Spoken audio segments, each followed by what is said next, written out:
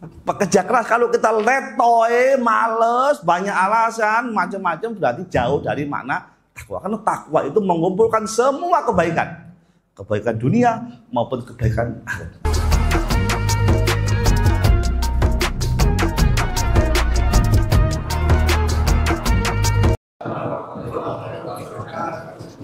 Alhamdulillahirabbil alamin.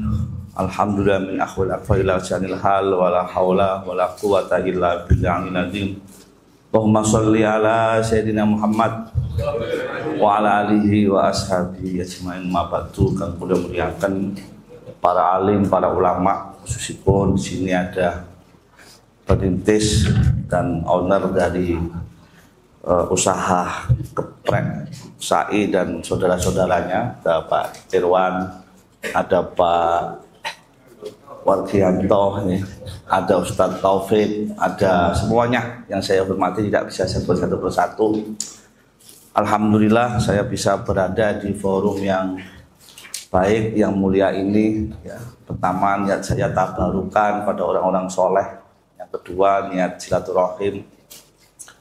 Mudah-mudahan kita mendapatkan barokah dari majelis taklim, majelis zikir, dan orang-orang yang soleh. Allahumma amin. Yang kedua, saya mohon maaf sekali agak lambat. Saya itu kalau pagi kan sering lupa. Pagi itu saya punya amalan istiqomah nulis buku, terutama kalau sudah nulis novel itu lupa waktu. Jadi untung diingetin sama Pak Taufik, langsung saya berangkat agak jauh memang dari Pajangan. Terus sampai sini saya lupa muter-muter di Jalan Lowanu. Ya. Mudah-mudahan ya usaha kita bersama kumpul ini diridhoi oleh Allah Subhanahu wa taala.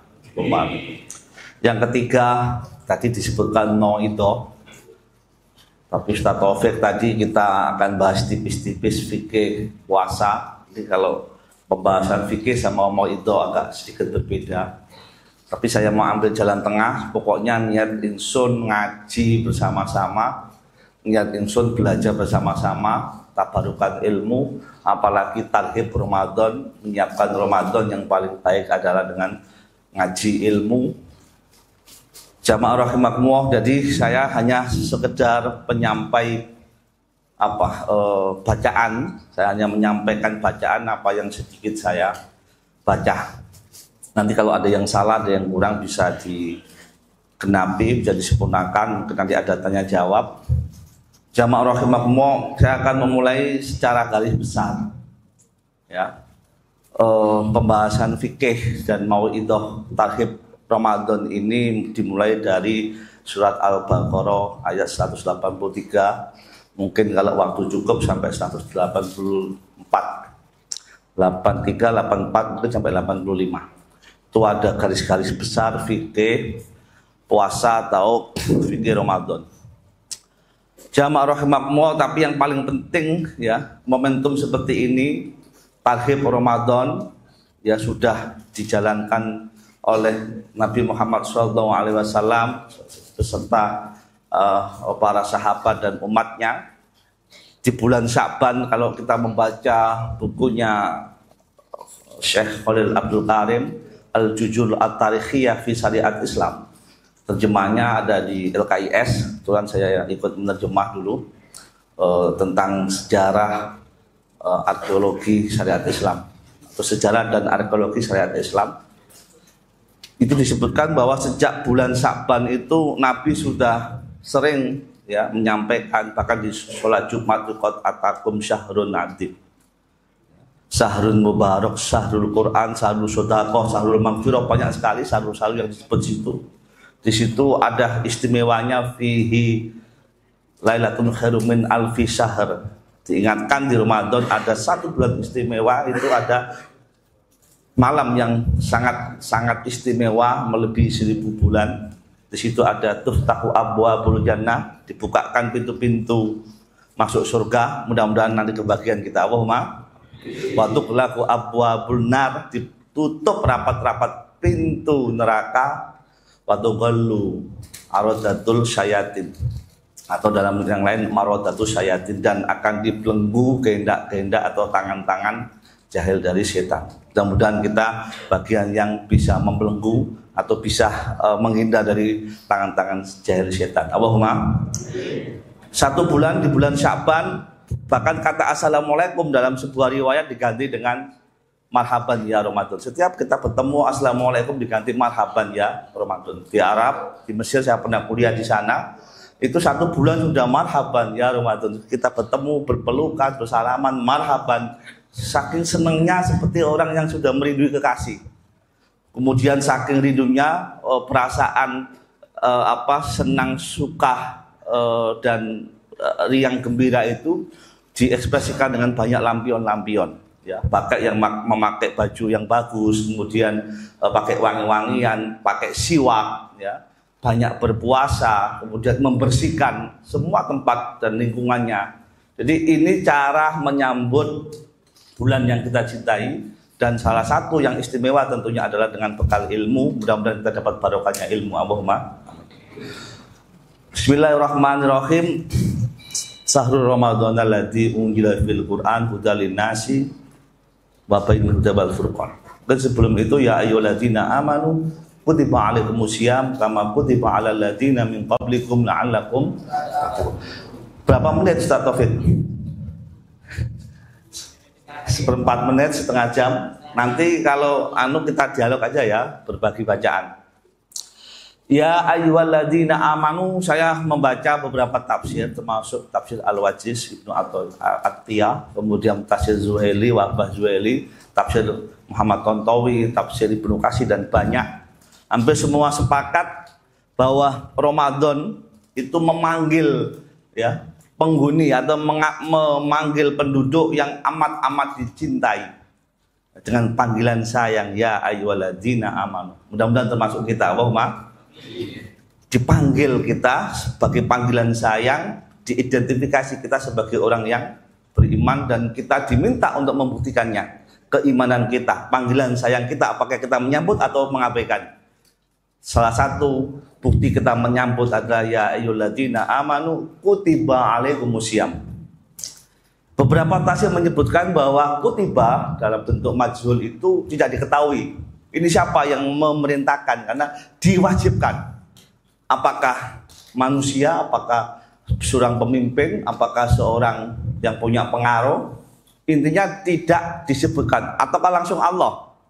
Nah, tetapi di dalam bukunya Al-Juzur Al-Tarikh fil Islam tadi, fi Syariat Islam, Khalil Abdul Karim menyebutkan kata kutiba yang pertama adalah diwajibkan oleh ketua suku bangsa Arab. Jadi ini tidak langsung dari Allah, tetapi ini sudah dalam pembiasaan sosial. Makanya Ramadan atau bulan puasa adalah bulan untuk menyehatkan jasmani, rohani, sekaligus bulan menyehatkan sosial, hubungan kemasyarakatan.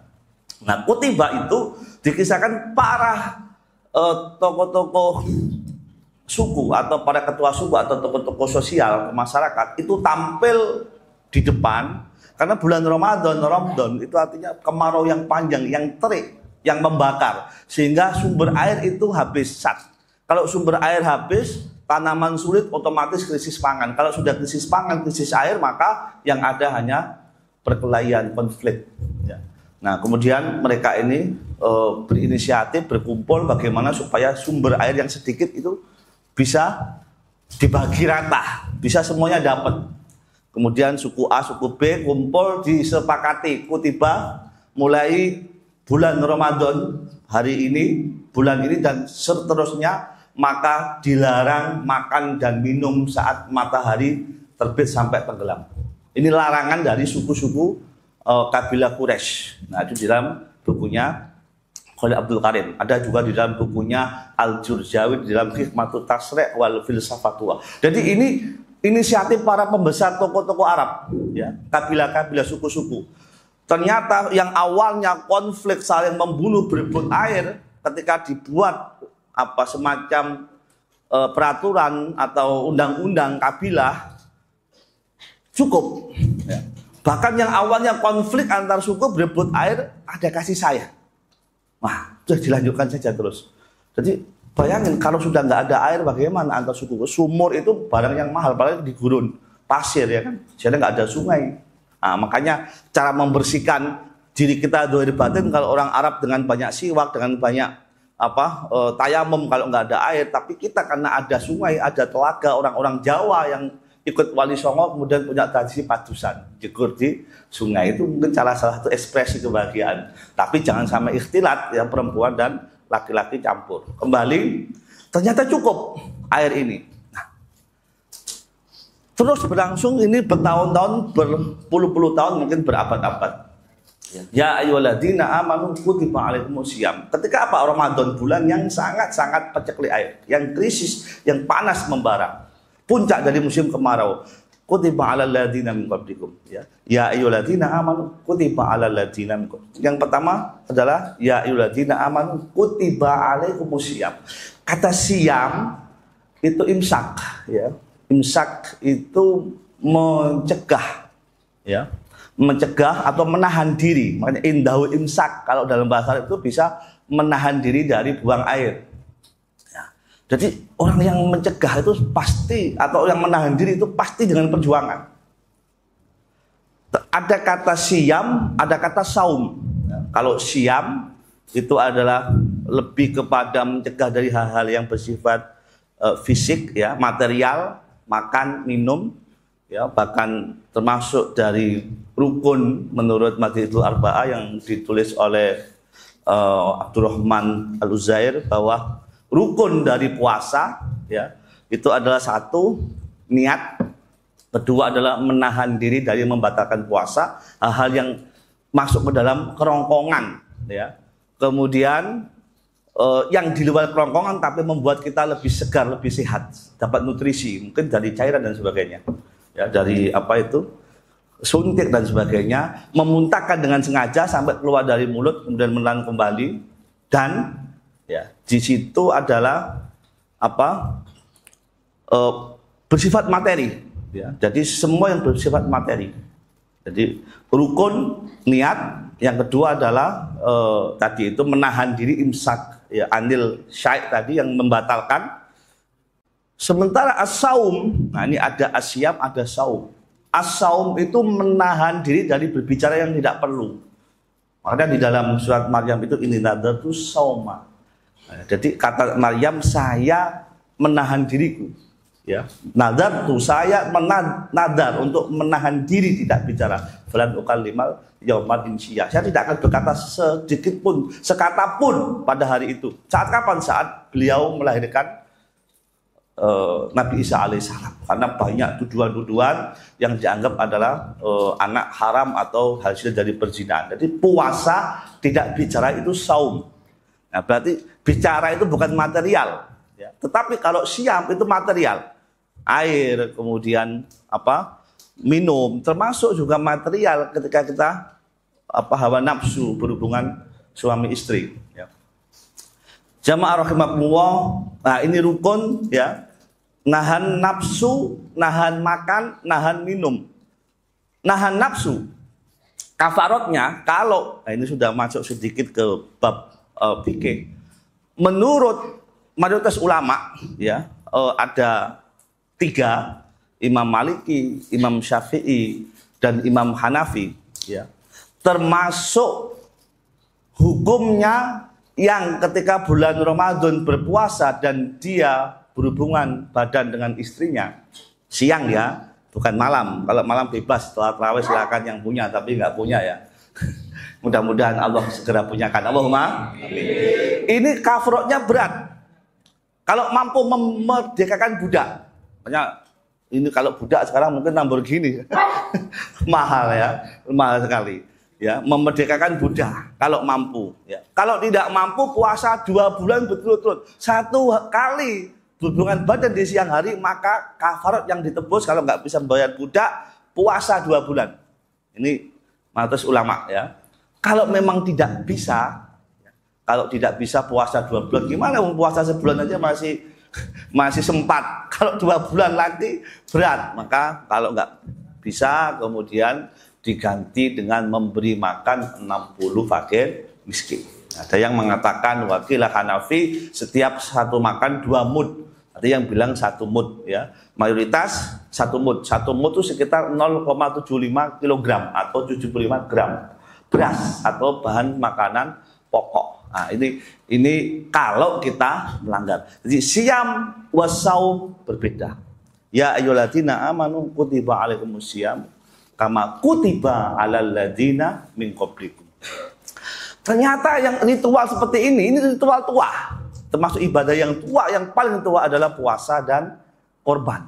Ya, wakilah ada yang sholat, tapi sholatnya udah berbeda. Tapi kalau puasa menahan diri dari makan, dari minum, dari syahwat, dari bicara dan sebagainya, hampir semua umat punya syariat berpuasa. Bahkan di luar umat Samawiyah atau agama Samawi punya apa? Punya syariat atau punya kewajiban berpuasa.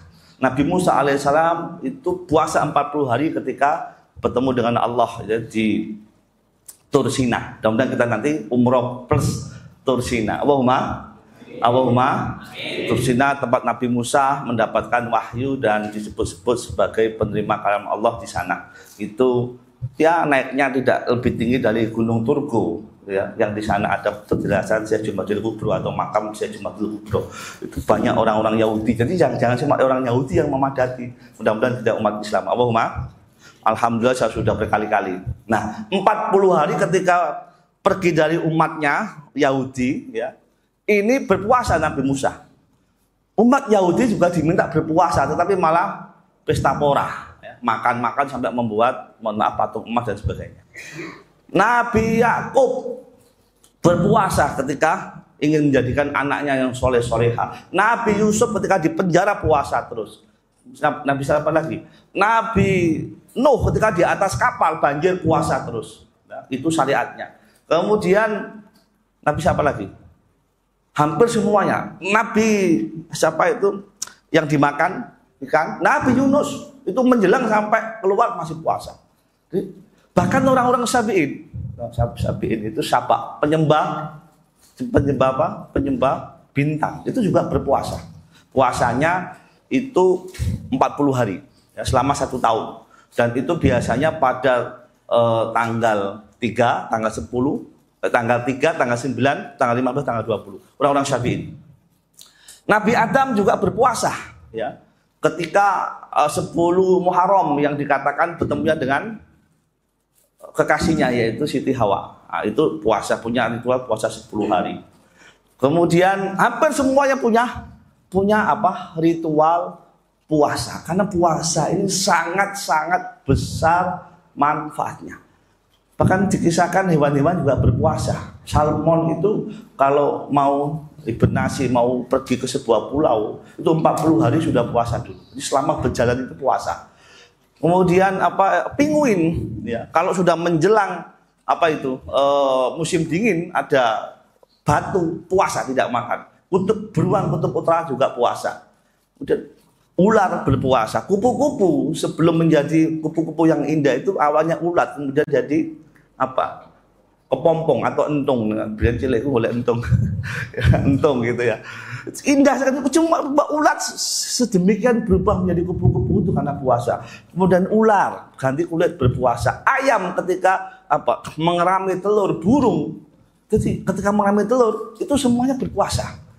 Pohon-pohon dikisahkan juga berpuasa. Pohon jati berguguran ketika musim kemarau itu berpuasa. Jadi banyak hal-hal yang dapat manfaatnya dari puasa. Masumu lihisihah. Berpuasalah supaya sehat. Jamaah rahimakumullah, ini akan panjang. Ya ayyuhalladzina amanu kutiba alaikumusiyam kama kutiba alal ladzina min qablikum la'allakum. Untuk apa? Semua ini untuk mendapatkan takwa. Takwa kalau tidak salah menurut Imam Ghazali dan kitab Minhajul Abidin diambil dari kata waqo yakti waqwan wiqayatan. Jadi asalnya adalah waqwah, waqwan wiqaya. Jadi kemudian ubdilatul anil wawi taun, diganti wawu karena wawu kalau di awal berat bagi orang Arab, sakil atau iskal. Nah, ini diganti dengan tak ya. Jadi ubdilatil anil wawi taun fasara taqwa ay wiqayah ay quwwatan an apa kuwatan an ibadah, kuwatan an tarki ma'asyi, kuwatan. Pokoknya takwa itu paling tidak dua. Yang pertama menjaga, ya, menjaga kita dari dosa, menjaga kita dari keterpurukan, menjaga kita dari hal yang negatif, ya, menjaga kita dari noda-noda, ya, menjaga kita dari amarah. Kemudian menjaga, ya, wikoya, takwa juga kuat. Kuat untuk apa? Kuat antajil qalbi. Jadi membersihkannya hati. Jadi kuat tidak maksiat. Nah, ketika sudah selesai Ramadan diharapkan kita kuat. Ya, kuat dalam hal disiplin, kuat di dalam hal bekerja, kuat di dalam kesabaran. Kata Imam Ghazali, kata takwa itu adalah jamu'anil khairat fid dunya wal akhirah. Jadi kalau ada sesuatu yang positif baik di dunia maupun di akhirat, itulah takwa. Jadi, nah, apakah kita termasuk orang yang takwa? Allahumma. Di dunia termasuk takwa adalah kebersihan, kedisiplinan, patuh peraturan, on time. Ya, kalau kerja kita tidak on time, ya, banyak alasan, jauh dari makna takwa bil hisab dunya. Ya, takwa dunia itu termasuk disiplin. Bekerja keras, kalau kita letoy, males, banyak alasan, macam-macam, berarti jauh dari makna takwa. Karena takwa itu mengumpulkan semua kebaikan, kebaikan dunia maupun kebaikan akhirat. Nah, ini nanti ditandai. Apakah setelah puasa kita lebih giat, lebih tertib, lebih disiplin, lebih bekerja keras, lebih bisa memanage waktu, ya, lebih bisa diandalkan, ya, oleh tentu perintis, ya, pengusaha, kan ini kan harus tabadul, ya, saling menguntungkan. Allahumma. Nah, itu tujuannya puasa banyak sekali, selain memang juga jasmani dan rohani. Takwa itu ada di dalam hati, ya, tempatnya di dalam hati. Hati itu hanya kulit luar, di dalam hati itu paling tidak ada 7 tingkatan. Nah, ini semua takwa memberikan efek. Apa 7 itu? Pertama memang qalbun, yang kedua adalah nafsun, jiwa, ya. Qalbun, nafsun. Kemudian yang ketiga adalah ruhun. Keempat adalah fuadun. Kelima adalah sirrun. Kemudian keenam hulun, ya. Kemudian yang ketujuh akhfun. Sesuatu yang tersembunyi. Ada yang mengatakan akhfun dulu baru hulun. Ini disentuh semua, diperkuat semua, diperbaiki oleh takwa. Jangan-jangan kita belum memaksimalkan. Kita kolbun saja, hati saja masih masalah, ya. Apa masalahnya? Kita gampang punya dendam, gampang punya kebencian dan sebagainya. Itu wilayah kolbun. Di bawah lagi nafsun, jiwa. Jiwa itu sudah hati nurani yang paling dalam. Di dalam lagi fuadun, yang paling dalam lagi. Ada sirun, ya.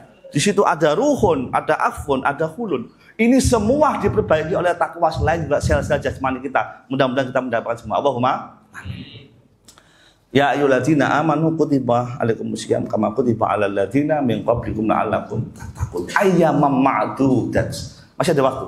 Ya. Ternyata, mohon maaf, puasanya orang jahiliyah, puasanya orang-orang umat dahulu lebih sulit daripada kita. Nah, itu pun waktunya banyak.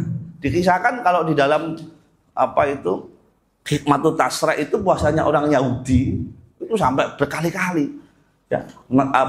Puasa Naipur itu sampai 40 hari, kemudian ditambah lagi, ya kan. Puasanya Nasrani malah nggak bicara, ya. Biasanya orang Buddha upuasa atau upudato itu tidak makan, tidak tidur, malah sehari semalam. Coba lebih berat lagi. Nah, kita ini alhamdulillah tidak se-ekstrim itu. Itu pun tidak lama, ya. Kalau Buddha itu setiap bulan itu ada kewajiban 4 hari berpuasa bagi yang taat. Jadi upawasa orang Buddha itu puasanya 4 hari itu ngebleng, tidak makan, tidak sahwat, tidak bicara, tidak tidur. Berat gak? Itu setiap bulan. Kita 1 tahun sekali. Alhamdulillah ditambah Senin Kemis, alhamdulillah ditambah Yaumul Bid. Yaumul Bid itu dikisahkan puasanya Nabi Adam, ya kan? Nah, jadi jamaah rahimakumullah ayyama ma'dudas. Orang jahiliyah sampai 60 hari. Ya, pokoknya betul-betul air cukup. Kita tidak. Ayyama ma'dudas. 30 hari itu pun kadang-kadang cuma 29 hari-hari tertentu. Ya. Ayyamam ma'dudas. Itu pun wa man kana minkum maridun aw ala safarin fa iddatun ayyam ukhra. Itu pun masih ada kelonggaran. Ya. Wa man kana minkum maridun aw ala safarin fa iddatun ayyam ukhra. Kalau kita bepergian, tentu menurut mazhab Arba'ah, bepergian setidaknya 75 kilo. Imam Syafi'i masih 90 kilo. Dengan yang lelah, ya. Bukan dengan sekarang mungkin banyak bepergian yang tidak lelah. Lah itu mungkin nanti ada khilafiyah. Marid, sakit, yang sakit, yang memang itu memberatkan, boleh, ya. Diganti faidatun min ayamin ukhra. Faman minkum maridun aw ala safarin faidatun min ayamin. Kalau sakit, kalau berpergian boleh dikodok atau diganti di hari yang lain. Dulu ketika jahiliyah nggak boleh, nggak peduli. Anak kecil tetap nggak boleh ketahuan minum. Ya ketika matahari terbit, begitu ketahuan disembelih, mengerikan. Orang hamil, orang menyusui nggak peduli. Orang tua yang ringkih, pokoknya andekan harus makan dan minum sedikit, betul-betul aman, tidak ketahuan oleh siapapun. Itu mengerikan, ya kan? Nah, sekarang ini tidak. Sakit sedikit saja boleh kalau memberatkan. Bepergian yang sudah mencukupi kadarnya boleh. Dulu sangat-sangat ketat. Nah, ini tidak, ya, ini tidak. Kemudian wa'alal ladzina yutiquna, ya, fidyatun ta'amum miskin. Bagi yang yutikun, yang lemah, ya, yang tidak kuat, yang tidak berdaya, misalnya yang ibu yang menyusui, misalnya, kemudian apa? Ini tapi tidak semua. Majelis tarjih ini ya, NU kayaknya masih nggak boleh. Mohon maaf ya, saya akan bicara tarjih dan NU karena ada perbedaan untuk soal yutikuna. Oke, kita mazhab dulu. Siapa yang yutikuna? Pertama orang yang sepuh, lanjut usia, yang kalau berpuasa itu mungkin efeknya akan pingsan. Dulu ibu saya sudah hampir 90 tahun itu memaksakan puasa. Karena apa? Ya karena kalau nggak puasa katanya kok rasanya kok kehilangan Ramadan. Tapi sedikit-sedikit pingsan. Nah ini jangan dipaksa. Jadi yang pertama menurut Madzhabul Arba'ah yang dimaksud yuti kuno adalah usia lanjut yang tidak memungkinkan puasa. Nah yang kedua, ya yang kedua adalah orang yang bekerja keras yang tidak ada pilihan lain. Lalu sampai nanti bekerja di mana geprek, waduh nggak kuat pak aku mangan dulu. Apa ya pantes. Ya, ini untuk usia lanjut dan pekerjaan yang sangat berat mungkin nggak bisa diganti ya, tukang batu yang memang sedang membangun masjid yang nggak bisa ditunda. Artinya itu hanya pilihan satu-satunya, itu boleh ya membayar fidyah karena udah pekerjaannya. Membayar fidyah itu boleh. Nah, menurut majelis tarjih yang diambil dari mazhab sebagian Imam Hanafi boleh membayar fidyah bagi orang yang hamil, menyusui dan masa nifas. Bagi NU tidak boleh, kecuali yang hamilnya setiap tahun. Mestinya Ustaz Taufik setiap tahun hamil. Alhamdulillah. Kita doakan mudah-mudahan tambah anak, tambah rezeki. Allahumma. Kalau memang itu tiap tahun langganan hamil, kapan mau gantinya kodoknya? Ini NU yang mengambil dari mayoritas ulama, Imam Syafi'i, Imam Maliki, boleh. Ya itu. Jadi, tetapi bagi majelis tarjih ya kita ambil fikih itu yang mana yang cocok saja, nggak usah dengan mana yang salah, mana yang benar. Semuanya benar. Cuma memang kalau bisa ngambil yang muktamad, yang muktabar, yang jumhur. Karena apa? Khurujul anil khilaf mustahabun. Ya, kita keluar dari pendapat kecil ke pendapat besar itu mustahabun. Allahumma. Kembali lagi, jadi yutikuna macam-macam. Ya, termasuk orang yang masih muda kalau puasa itu gampang pingsan. Ya. Dulu Ustaz Taufik itu kurus dulu. Saya menyangkanya kalau puasa itu pingsan. Sekarang udah gemuk alhamdulillah dari naungan manajemen geprek SAI. Alhamdulillah. Jadi yang kurus-kurus itu boleh. Karena kalau puasa lagi ya orang lemah ya. Gimana? Nah, tapi ini usahakan ya. Wa'alal ladzina yutiquna fidyah. Fidyah menurut 3 ulama, 3 madhab ya. Kembali kepada kitab al-Madzhabul Arba'ah, 1 mud Imam Syafi'i, kemudian Imam Malik, Imam Hanafi itu 1 mud. 1 mud lagi-lagi dendanya, kafarotnya atau fidyahnya adalah sekitar Imam Syafi'i 0,75 gram beras. Ya, jadi itu makanan pokok. Ya, jadi makanan pokok. Kalau di sana kan gandum ya. Di sini nggak ada gandum. Mau nyari kemana gandum? Sudah beras. Bukan gabah. Beras yang bagus lah. Jangan beras yang sudah kadaluarsa banyak apa kutunya. Ya. Jadi ini dipilih Hanabila bahwa wakilah ba'al sebagiannya. Ya, itu wajib 2 mud. Jadi kira-kira 2 mud itu 1,5 kilogram beras. Jadi kalau sekarang 1 kilo berapa beras? Alhamdulillah saya nggak pernah beli beras. Saya punya sawah dan petani. Ya, alhamdulillah saya punya sawah diisi, saya petani. Jadi alhamdulillah beras saya organik. Ya. Jadi dari keringat sendiri sampai hari ini. Ya. Mudah-mudahan nggak segera dijual. Udah pengen tak jual terus sawahnya. Banyak kebutuhan. Para hadirin, 2 mud itu sekitar 1,5 kilogram. Itu berapa sekarang duitnya? Hah? 14.000, udah mahal ya? Ya Allah. Bapak Ibu berat buatan beli beras. Makanya berat mengadu ke Pak Irwan. Pakai kulo batu bisiki supaya ada subsidi beras. Alhamdulillah. So sampai berasnya nang warung api-api nang mau akeh tumoe. Banyak kutunya. Insya Allah semua sehat walafiat. Jadi menurut madhab Imam Hambali Hanabila ya itu 2 mud. Nah, ini ada perbedaan. Wa alal ladzina yutiqunahu fidyatun ta'amum miskin. Wa man tatawwa khairan fa khairullah wa antasumu khairul lakum in kuntum ta'lamun. Tapi kalau kita berusaha tatawwa, mengambil kebaikan, mengambil berkah, mengambil sesuatu dari Ramadan, wa antatawwa khairan fa khairullah. Yang terbaik itulah yang terbaik. Wa antasumu khairul lakum, dan termasuk yang inti ini kan tatawwa, mengambil yang baik. Termasuk yang baik adalah ketika kita mencoba sekuat-kuatnya tetap bertahan berpuasa. Antasumu khairan kuntum ta'lamun, kalau Anda tahu. Jadi itu sampai ta'lamun, maksud sih gak percaya nek puasa itu kebaikan untuk roh, kebaikan untuk apa? Untuk jiwa, kebaikan untuk jasmani, bahkan kebaikan untuk sosial. Di mana-mana ada yang takjil gratis.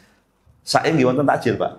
Makanya kalau tak daftar nomor pertama 1 bungkus mawon. Jamaah rahimakumullah. Jadi di dalam puasa itu sampai ditanyakan ulang, ya, in kuntum ya, ta'lamun. Kalau kamu percaya, kalau kamu tahu, manfaatnya luar biasa. Boleh jadi ketika kita letoy saat puasa lebih kuat. Boleh jadi saat kita sakit, kita puasa bisa lebih sehat. Bisa jadi ada barokahnya dari, karena apa? Siklus tubuh kita, ini menurut Nakamura, ya, penelitian dari Jepang. Siklus tubuh kita itu ternyata setiap tahun itu secara medis wajib kita berpuasa 30 hari. Ini orang Jepang yang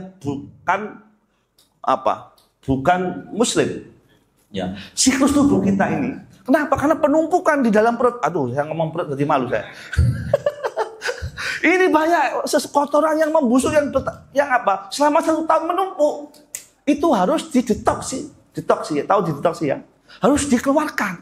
Tidak cukup melalui keringat, tidak cukup melalui buang air kecil, buang air besar, ya. Tidak cukup dengan obat-obatan, tapi harus dengan puasa. Itu orang Jepang yang mengatakan. Makanya orang Jepang itu meskipun tidak ada syariat Islam, di dalam kalendernya ada puasa 30 hari setiap tahun. Masa kita kalah? Dikit-dikit puasa alasan letoy, dikit-dikit aku lelungon musafir ya. Kalah sama orang Jepang yang tidak punya iman. Padahal kita dipanggil ya ayyuhalladzina amanu, ya. Nah, jadi puasa insya Allah memberikan dampak yang signifikan bagi jiwa, bagi raga, bagi roh, bagi metabolisme tubuh, bagi pencernaan dan semuanya termasuk dalam pikiran kita. In kuntum, kalau Anda tahu. Jamaah rahimakumullah, mungkin pertanyaan dialog, nanti masih ada 1 ayat sebenarnya, tapi nanti kita akan Syahrul Ramadan lagi menjafirkan. Kalau ada waktu kita lanjutkan, monggo. Kalau ada kita berbagi bacaan, kita berbagi pengalaman, ijtihad, tapi saya hanya ngutip saja pendapat-pendapat yang saya dengar. Saya belum di maqam mustahid. Yang pertama tadi intiqalul madhab. Haji bisa intiqalul madhab karena memang haji itu sudah masuk kepada wilayah darurat, ya, masakot. Jadi apa? Masakot itu membuat tajribut taisir. Masakot tajribut taisir. Jadi al-masqatu tajribut taisir. Ketika sudah dalam keadaan masakot atau daruriyah atau darurat, ya, bisa masakot, ya, bisa apa itu darurat atau ad-darurat tajribut taisir. Itu dalam usulnya, ya. Jadi yang masakot, yang darurat, ya, itu bisa apa? Tajribut taisir, memudahkan jalan kita mencari yang ringan. Nah, haji perjalanan jauh itu sudah masakot, sudah darurat. Payah nggak perjalanan jauh? Payah. Kedua, iklim, jet lag kita di Saudi itu. Bayangin, kita itu sholat isya di sini sudah sahur, ya, yang umroh kemarin. Jadi kita itu makan malam itu hari pertama kedua itu sambil ngantuk-ngantuk. Karena makannya sisanya jam 8, jam 9, di sini sudah hampir subuh, itu baru makan malam. Ini sudah masakot. Di perjalanan saja musafir itu sudah darurat. Kemudian iklim, belum lagi kena iklim, kemudian apa? Belum lagi iklim, belum lagi perjalanan. Di sana itu mobilitas tinggi sekali, ya, dari tempat ke tempat, dari tempat ke tempat, ya kan? Itu pasti takban, membuat payah. Nah, maka hampir ulama tidak ada yang berbeda pendapat.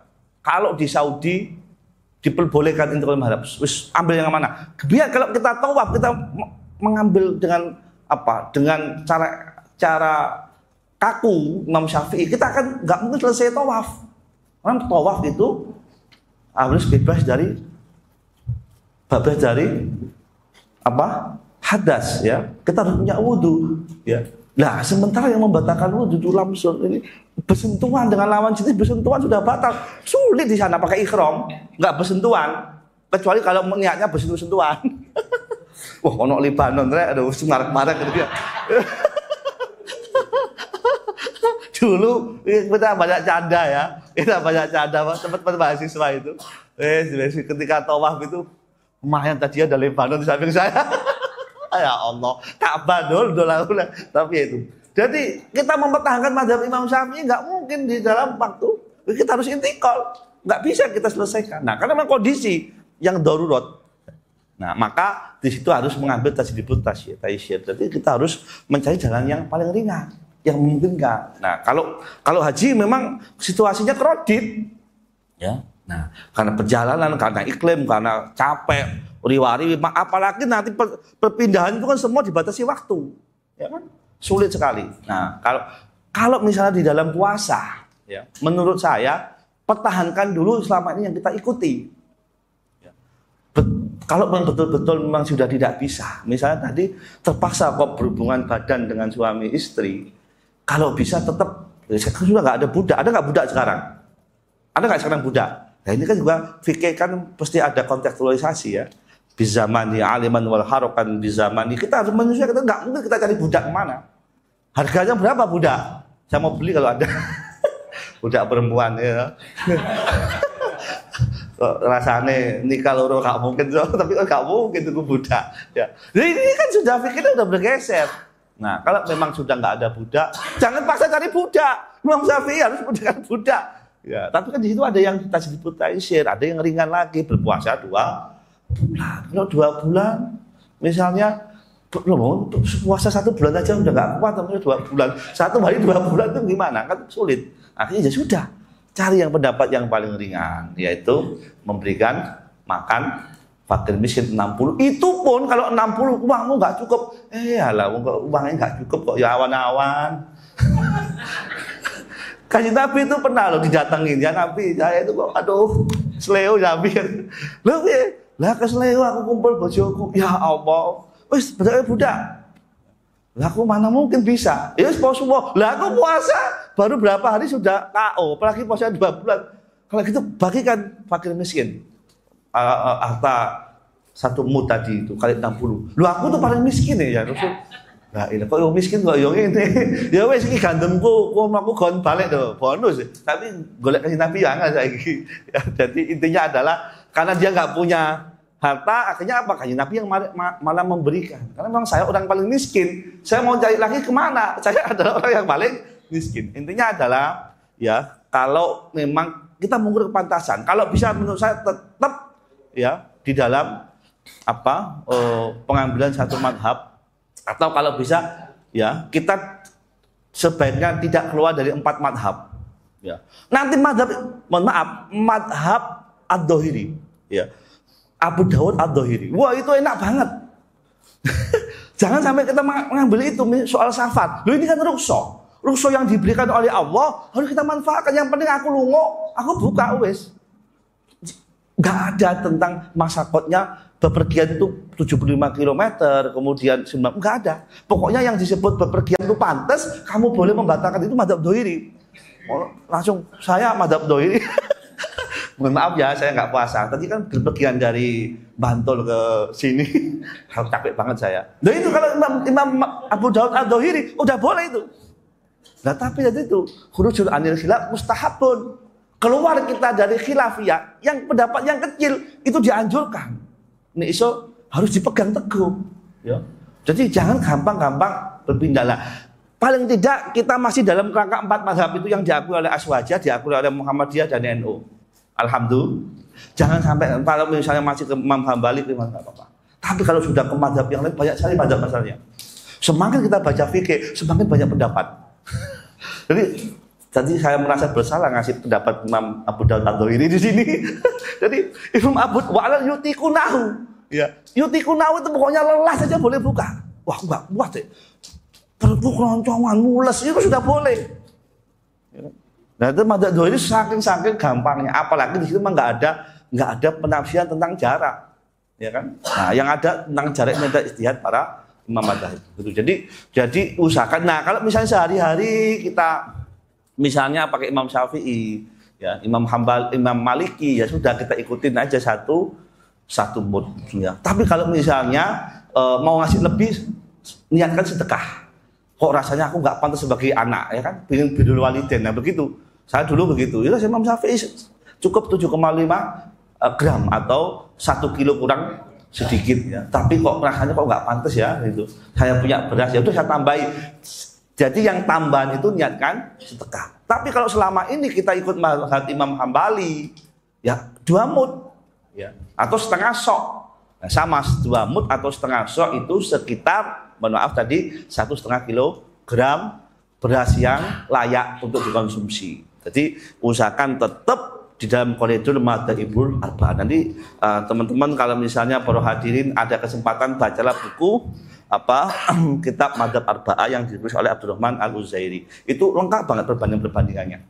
Nah, itu ya, jadi usahakan tetap ya di dalam koridor 4 madhab, dan yang selama ini kita Imam Syafi'i tetap Imam Syafi'i. Kalau selama ini Imam Maliki tetap usahakan Imam Syafi'i, karena di dalam puasa ini beda dengan haji konteksnya. Menurut saya begitu, ya. Nah, dalil berikut adalah yuridullahu bikumul yusra wa la yuridu bikumul usra. Kalau memang itu yutikunahu, makanya ini kan mengkritik sebenarnya praktek yang dilakukan oleh orang-orang jahiliyah. Makanya ada pembaruan semua. Dulu haji, ngapunten, haji itu berabad-abad, ya, sejak Nabi Adam sampai Nabi Ibrahim. Itu ada 2 ritual, itu 1 semuanya telanjang. Kalau kembali enak kayaknya itu. Subhanallah, na'udzubillah min dzalik. Ya Allah, astagfirullah. Jadi itu berabad-abad. Orang haji tawaf di Ka'bah itu semuanya telanjang. Diperbaiki enggak sama Kanjeng Nabi Muhammad SAW? Diperbaiki dengan pakai ihram. Nah, oke. Kalau di dalam madzhab arba'ah untuk aurat itu agak ketat, ya kan? Harus pakai cadar dan sebagainya. Ya, itu pun jumhur loh ya, jumhur. Nah, kemudian di dalam haji perempuan harus malah membukakan wajah, itu jalan tengah wasatiyah sunni. Awalnya telanjang, yang satunya ekstrim tutup pakai cadar, pakai niqab, dalam haji lepas wajah. Enggak sah tidak sah kalau pakai cadar atau pakai masker, kecuali dalam konteks kesehatan, ya. Kalau kesehatan boleh karena itu sudah darurat, ya, tubihul. Jadi kalau memang darurat itu sudah tubihul, bisa semuanya. Kembali lagi bahwa nah begitu juga puasa. puasa orang jahiliyah ekstrim, ya kan? Ekstrim. Jadi nggak ada batas. Orang kecil, ya, perempuan yang hamil, yang menyusui orang tua harus ikut berpuasa. Nah, maka ini dikoreksi, jangan begitu terlalu ekstrim. Yuridullahu bikumul yusra wa bikumul usra. Jadi disitulah pilihan. Kalau memang benar-benar nggak kuat, jangan kau paksakan. Nah, kan darurat itu adalah jalan atau alasan kita bisa mengambil pendapat yang ringan. Sama rahimahullah termasuk nanti madhab apa itu? Madhab Imam Hambali. Bagian dari rukun, ya, bagian dari rukun haji itu termasuk mampu. Ya, mampu itu dalam arti mampu secara fisik meskipun sudah balik. Oke, semuanya sama. Wajib haji adalah satu Islam, kedua akal, tiga balik. Itu rukunnya Islam, akal, balik, merdeka. Nah, budak nggak boleh.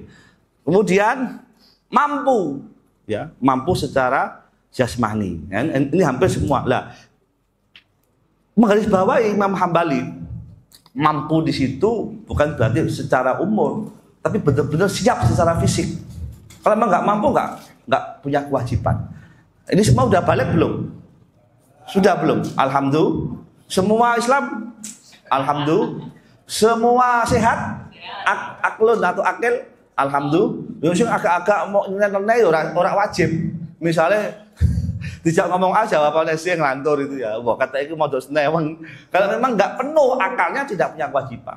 Nah, termasuk ditambah lagi oleh Imam Hambali kalau sudah mengetahui ada hilal, lebih ketat lagi. Jadi di situ waman syahida minkum falyasum, kalau sudah menyaksikan minimal mendengar kabar dari orang yang adil, yang dobit, melihat bulan sabit meskipun hanya satu orang. Nah, itu baru wajib. Tapi kalau belum, pertanyaannya bagaimana kalau nanti perbedaan?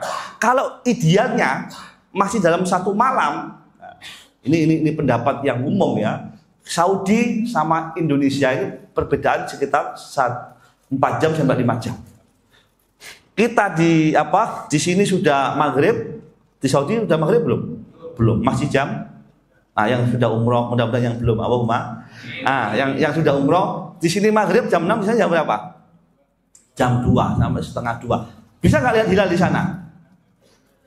Oke, maghrib di sini kita tidak bisa melihat hilal karena memang nggak kelihatan. Ya. Nah, secara ru'ya nanti Muhammadiyah NU agak beda. Muhammadiyah ru'ya dimaksud adalah dengan hisab, menghitung ilmu pengetahuan. Di NU menghisab sekaligus melihat. Nanti nggak usah diperpanjang soal ini. Kita ikut pemerintah itu aja menurut saya. Tapi kalau Muhammadiyah juga nggak apa-apa. Semuanya baik, yang nggak baik, yang nggak puasa. Alhamdulillah. Nah, menurut jumhur ulama, kalau masih satu malam, ikutlah yang sudah menyaksikan. Kenapa? Karena masih satu malam. Jadi kalau di Saudi melihat Indonesia, menurut jumhur ulama wajib ikut. Nah, tapi ada pendapat yang ba'du Syafi'i. Ini soal puasa ini wilayah. Saudi sama kita kan beda. Tadi kita nggak ketemu kok maghrib kok. Nah, itu pendapat. Makanya fikih itu banyak sekali. Nah, kita ikut yang umumnya aja. Kalau mau Indonesia ikut wilayah, pemerintah ikut wilayah saja. Di Saudi sudah. Kalau mau ikut madhab jumhur memang harus ikut. Beda dengan Amerika. Di sini Di sini maghrib, di Amerika baru terbit. Ya, atau sebaliknya ya kan? Perbedaan terlalu jauh. Itu ya. Jadi lagi-lagi kita ikut pendapat, jangan dibuat ruwet dan dibuat debat. Ya kan Saudi sudah, Mekah masa kita belum. Nah, beda manhajnya ya. Karena di Indonesia NU khususnya mengambil banyak dari madhab Syafi'iyah yang mengikuti wilayah sebagai ukuran masing-masing wilayah. Makanya nanti yang repot sekarang misalnya di sini di sini ketika sudah melihat hilal, ternyata di Saudi belum melihat hilal ya kan. Kita terus umroh akhir Ramadan puasanya 31. Ya kan repot itu. Ada yang begitu. Kemarin puasa kemarin begitu. Jadi yang umroh akhir Ramadan sampai 31 karena nggak mau ikut Indonesia, ikut sana. Loh, itu gimana ini? Melebihi 1 bulannya. Itu lebih sebab yang intinya kita ngambil pendapat yang paling kita pilih saja yang paling ringan. Jamaah rahimakumullah yang tadi yang kedua, ini yang terakhir Ustaz. Kalau masih ada nggak apa satu nanti ya Ustaz Taufik mungkin nambahin. Yang kedua tadi soal melihat aurat. Ya. Melihat aurat, ghibah, hal-hal yang lain secara fikih tidak membatalkan puasa. Ya. Udah melototi gitu nggak apa-apa. Secara fikih, masya Allah, barang bagus, subhanallah, subhanallah. Terus kemudian lihat anak-anak yang mandi di sungai, loh, kok wis anu ya, wis anu mulai mateng gitu. Sama lihat lagi. Ini secara fikih tidak membatalkan. Ya. Habis sampai miso-miso tenan, mohon maaf ya, aku diedit, aku menyontohkan, nggak membatalkan secara fikih, tetapi secara substansi puasa Anda tidak berpuasa. Apa yang Anda cegah? Marah-marah, ghibah, matanya melotot, ya, syahwatnya hidup, apa yang dicegah? Secara fikih kan cuma rukunnya kan mencegah, yang membatalkan kan makanan, minuman. Kemudian hubungan suami istri kan kalau menjaga kan nggak berhubungan. Meskipun pikirannya kemana-mana kan nggak berhubungan. Atau mohon maaf injal ya, keluar mani, meskipun nggak berhubungan, kalau keluar mani juga tetap membatalkan. Nah, keluar mani juga berdosa, dapat kafarat juga, meskipun beda dengan kafaratnya apa? Kafaratnya orang yang berhubungan suami istri. Ada yang mengatakan kalau mengeluarkan dengan sengaja maka kafaratnya harus menyembelih 1 unta. Mahal unta itu. Iya. Jadi intinya nggak. Nah, tapi substansinya Anda nggak dapat apa-apa. Hakikatnya puasa Anda nggak dapatkan. Secara fikih masih tetap sah. Ya, karena selagi Anda tidak makan, tidak minum, tidak mengeluarkan sesuatu itu dari syahwat itu atau hubungan badan, tetap nggak masalah. Atau mengeluarkan makanan dari kerongkongan, tetapi secara hakikat apa, yaitu puasa. Ya, itu berarti nggak ada yang diimsaki, nggak ada yang dicegah, nggak ada yang ditahan. Puasa itu hakikatnya adalah menahan diri, ya, dari segala nafsu. Nafsu dohiriyah, makan, minum, termasuk hubungan badan, tapi nafsu batiniyah, membenci, membuli, ya, dosa mata, dosa hati itu juga harus dihindari. Ya, jadi kalau secara fikih, ya mohon maaf, kalau secara fikih ya Anda melotot nggak perlu membayar fidyah apalagi kafarat juga. Ya, jadi tapi kalau injal mani andi zakari, kalau keluar mani dengan sengaja biadi atau dengan yang lain, ya maka di situ ulama ada yang berpendapat harus membayar denda, membeli seekor unta. Ya, makanya ini hati-hati yang belum menikah, ada yang belum nikah belum ini. Ya, pray dulu, ya. Pray dulu, jauhkan hal-hal yang berbau sabun yang lama-lama. Jamaah rahimakumullah, itu ya cukup belum ya tadi ya jawabannya? Tadi ada yang masih kurang. Apa tadi? Oh ya, ya Allah yang Maha Tahu. Tanda-tandanya yang diterima menurut fikih ketika Anda sudah memenuhi kewajiban rukun tadi. Ya, rukunnya adalah Anda menahan diri tadi. Termasuk rukunnya adalah ya, ini rukun ketambahan, ada yang tambahi. Rukunnya adalah niat. Nah, saya tambah ya. Ini nanti ada perbedaan. Niat menurut Imam Syafi'i, Imam Maliki dan Imam Hanafi, ya, niatnya harus setiap malam. Ya. Makanya kadang-kadang kita kalau taraweh di NU itu bareng-bareng nawai itu sebenarnya bukan niat, melafalkan niat itu hukumnya sunnah, tapi niat di dalam hati. Nawai itu sauma ghadin an ada'il fatisarin di sanati Ramadan fadlillah, kita sudah hafal semua teman-teman ya. Itu sunat. Jikapun tidak melafalkan nggak apa-apa. Nggak harus hafal, tapi kalau hafal nanti saya mau ajak bareng-bareng, takut kalau NU banget nggak enak saya. Itu nggak kewajiban, tapi itu memudahkan hati kita. Nah, itu sauma ghadin ada dan sebagainya. Itu harus setiap malam. Ya. Nah, pendapatnya meskipun harus setiap malam berbeda-beda. Ya. Imam Syafi'i waktu terakhir adalah imsak. Ya. Kalau Anda setelah imsak belum niat, sudah nggak sah. Oke.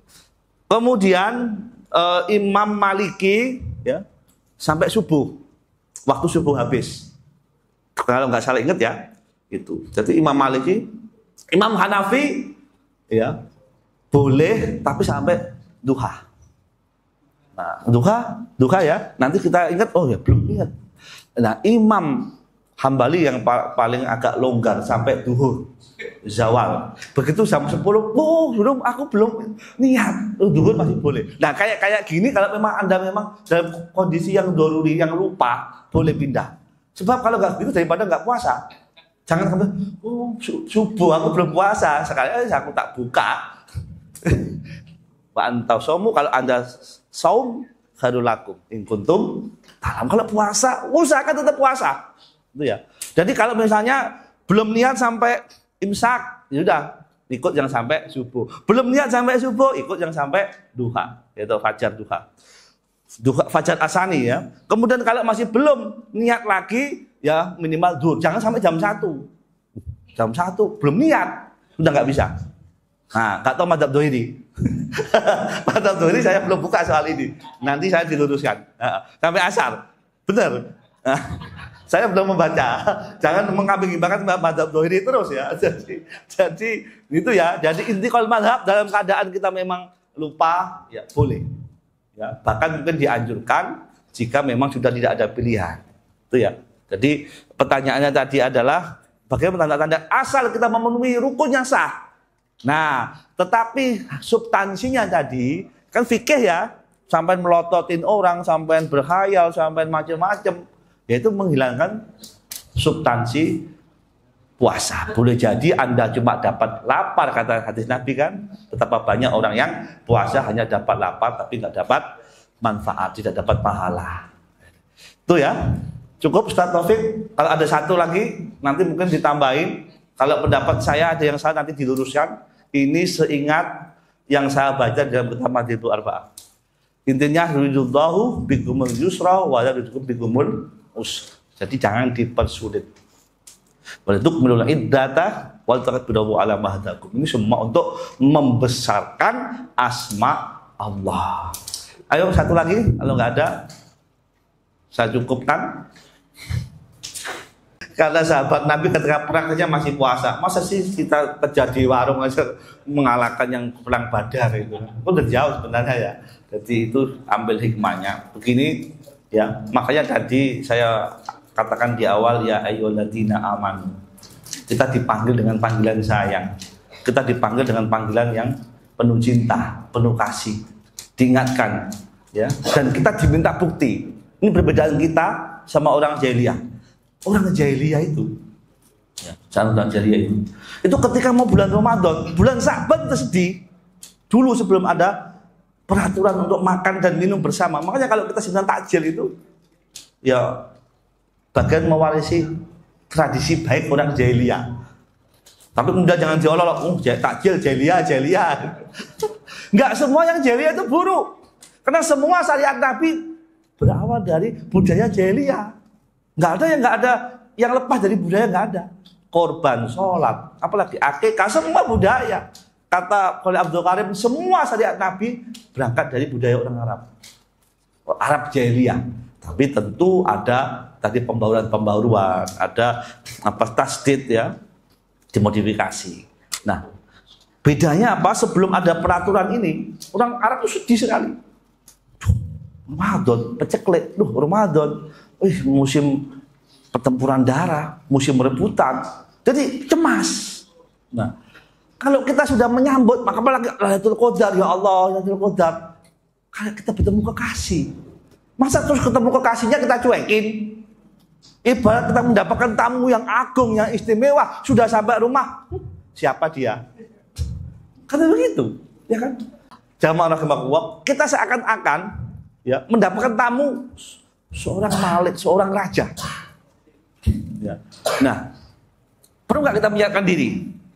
Perlu nggak? Perlu. Semua Muslim menyambut Ramadan, ya. Tapi tidak semua berduka cita. Tidak semua yang mendapatkan Ramadan dapat Lailatul Qadar. Mudah-mudahan termasuk kita yang dapat. Allahumma. Itu, masya Allah itu. Kapan-kapan kita bahas ini luar biasa malam itu. Ya. Jadi banyak segi riwayat. Nah, kalau kita nggak bahagia, maka semangat kita. Ya. Makanya termasuk takwa itu adalah untuk menumbuhkan yang lemah syahwat. Ya. Bukan lemah syahwat yang biologi ya, lemah semangat. Ya.